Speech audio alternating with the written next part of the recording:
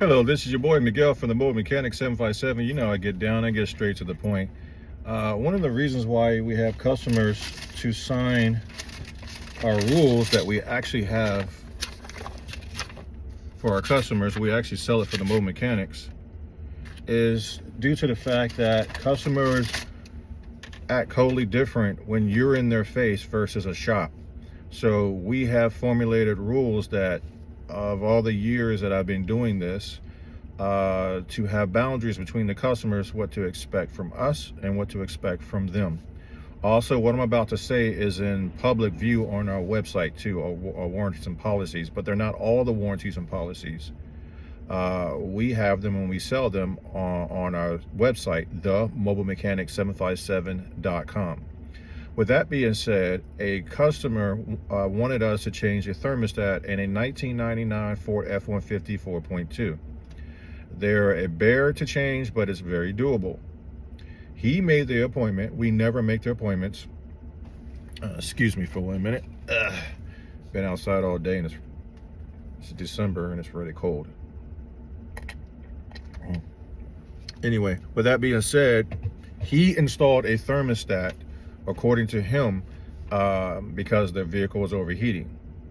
So he wanted us, he said that he doesn't think he seated the thermostat right because it was leaking. That was his phone conversation to us.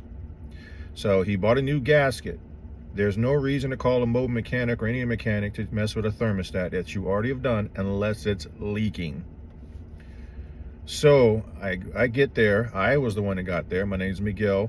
I take pictures before, during, and after the job. We were only hired to install the thermostat that was already installed, take it off, and change the gasket. The gasket, when we pulled it completely off, was broken in half. So that means he was being a He-Man, and it is what it is. So we put everything back together. He said he couldn't get the radiator hose off the thermostat housing. We took a picture. I got it off. I took all the hoses off that was necessary to do the job correctly. I took it off, put RTV around the thermostat, put it inside the thermostat housing, and then I put the gasket right on top of that. And then I let it sit with RTV. With that being said, I went ahead and reinstalled it. Mind you, when I first showed up, there was a huge puddle of antifreeze on top of the water pump and in the thermostat area. So it was leaking prior to. He admitted it was leaking when he made the phone call when I told him to make the appointment. Once I put everything back together, it's leaking in a corner. You have something else going on, a crack or something's going on with this. This is a 1999 F-150. I called him up to explain what was happening, saying he had other issues, but what you hired us to do, I've done it, and you're leaking. And he went into a whirlspin of he didn't understand in any shape from a way what I was talking about. It wasn't leaking prior to. Why would you call a mechanic if it wasn't leaking on a thermostat? Well, why would you even do that? You installed the thermostat according to you. It was leaking. There was a huge puddle. I'm letting him know that I have pictures with timestamps. I would love to send them to you, and he's going around and around and around talking about, oh, it wasn't leaking and all this stuff. Then he crossed the line and he called me a dumbass. And mind you, our business line is recording what you're saying.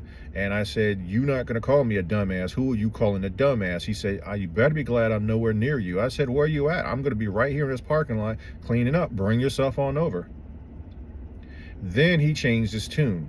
I don't understand. I said, sir, the reason why you don't understand because you do not want to understand. I am trying to explain to you, you have something else going on in a 24-year-old vehicle, and I'm sorry, 14-year-old vehicle, and what do you want me to do? I did exactly what you did. You got something else going on, but I did exactly what you hired us for. And he's going around in circles, and he says, is it possible that I cracked it when I messed it up when I was putting it on? I said, sir, for your new gas could be broken in half, you had to be doing a He-Man move. And I said, you just admitted literally that it was leaking after you put the thermostat in. and was bolting it up. Yeah, it probably was, but you just said for 10 minutes on the phone that it was our fault that your thing is leaking because it was never leaking. Then after that, the wife came outside and she paid. I gave the receipt. And one of our rules are if you hostile or acting crazy, whatever it is, we're never coming back to you. So I had that signed. Next thing I know, I'm putting my stuff in my truck, and here comes his neighbor putting their 2 cents worth in that has absolutely nothing to do with the situation, talking about, oh, was it what was it, the thermostat? What was going on? Now, mind you, the story changed. Now the neighbor said he installed the thermostat and it wasn't leaking. And I said, sir, you're not the customer. I don't have to speak to you any shape from away. Well, he said, oh, I hope you don't pay you and all that stuff. And I said, I really can care less what you have to say. Got in my truck. And then as I was driving, he was taking a picture. So I stopped, smiled, rolled down the window, and did just like that. Oh, you're going to be on the internet. Okay, I'm already on the internet. What is the point? My point of my story is if you're being treated hostile in any shape from way, you don't have to do the job. And do not let customers' attitudes fray you away from getting paid. Sometimes they do that. Be very careful of that. Some of them will just act crazy, knowing there was an issue prior to you, want to put the responsibility on you, act crazy so they don't have to pay you, and then move on and whatever, etc. So I have two different stories. Neighbor said he put it in, and then the customer said he put it in. Then he threatened me, and then he called me a dumbass.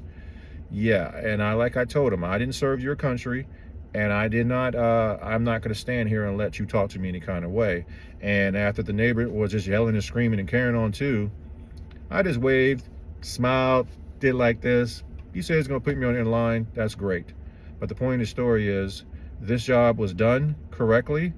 You have another issue and taking out on the mechanic. It's not going to happen. You wouldn't do it at a shop, and you're not going to do it to me. And I didn't spend over 30-something years to be talked to like I'm a piece of garbage. And then you're going to sit there and threaten me. Well, sometimes the world is not going to just bow down to your bully behavior. And I'm never going to do it. So let everybody be the judge on how this all turned out. I did get paid. He has an issue still going on with his truck. And our company's never going to show up ever again because of his behavior. And then his neighbor wanted to put his 2 cents worth in. But the pictures and videos don't lie. If you like this video, please like, subscribe, and share. And if you found any value in this video, mobile mechanics, in mechanics, you know exactly what I'm talking about, what I just went through. Hit that super thanks button, and we donate the money to people who can't afford the repairs. Thank you.